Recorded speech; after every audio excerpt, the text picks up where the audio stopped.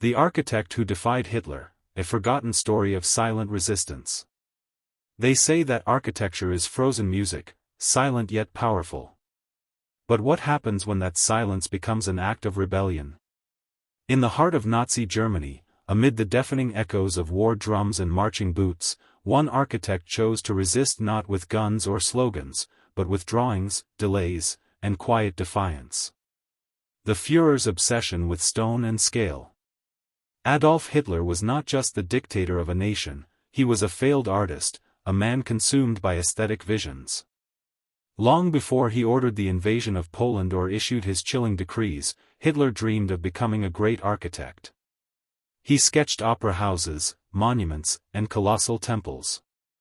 After rising to power in 1933, he finally had the opportunity to transform those fantasies into reality. Central to this vision was Germania, a reimagined Berlin, larger than Paris, grander than Rome. The heart of the New World Order.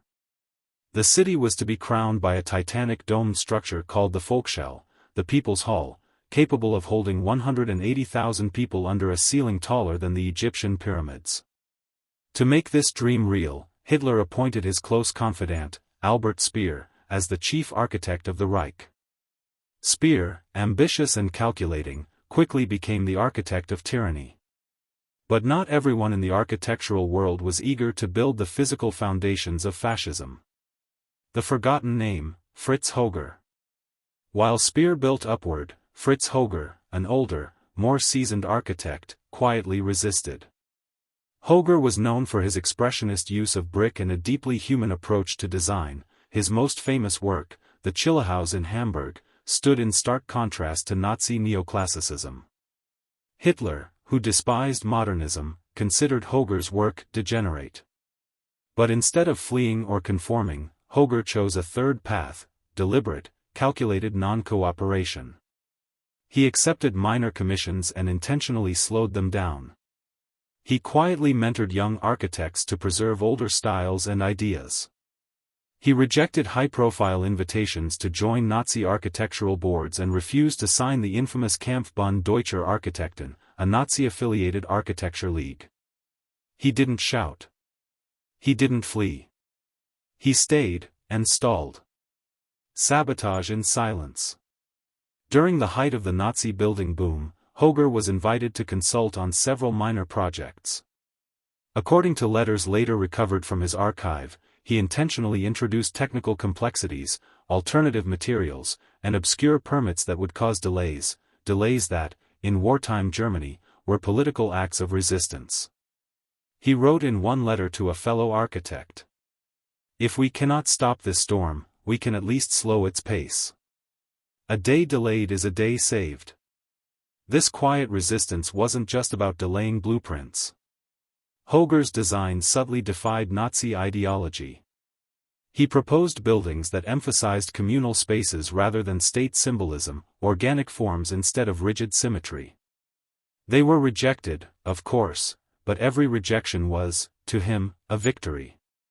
In one instance, he proposed a public library design in Hanover featuring circular reading rooms and natural light, a direct challenge to the monumentality and harshness of Nazi architecture. It was never built, but the design survived in a dusty drawer, uncovered only decades later. The cost of refusal. Defiance came at a price. By 1938, Höger found himself blacklisted from major government commissions. Speer, now fully entrenched in the Nazi inner circle, saw to it personally. Höger's name was quietly erased from architectural journals, and his projects were denied building permits under bureaucratic pretenses. Unlike many of his contemporaries, Höger was never imprisoned or executed. He was simply forgotten. And in the terrifying machinery of totalitarianism, oblivion was often more efficient than violence. His last years during the war were spent working in obscurity on private homes and churches, often unpaid, his ideas quietly passed on to a handful of students. These students would later become the torchbearers of post-war German modernism, ironically, the very aesthetic Hitler had tried to extinguish. After the silence. When the war ended and the Third Reich collapsed, many of the men who had built its stone skeleton were brought to trial. Speer himself was convicted at Nuremberg, not just for his knowledge of forced labor, but for giving physical shape to a genocidal regime. Fritz Höger, by contrast, left behind no monuments of evil. Only sketches, journals, and forgotten blueprints, many of which were rediscovered in a warehouse in 1991.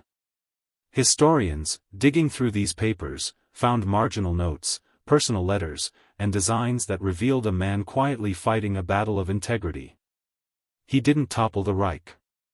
He didn't stop the war. But he made a choice, to not build the throne of a tyrant. And sometimes, that's enough to rewrite a forgotten page of history. Epilogue: why this story matters. Resistance doesn't always come with a gun or a shout. Sometimes, it comes as a whisper in a blueprint. A delay in a foundation. A refusal to draw one more monument for a man who craved immortality. Fritz Höger's story reminds us that even in the darkest of times, choosing not to participate in evil is itself a powerful form of courage.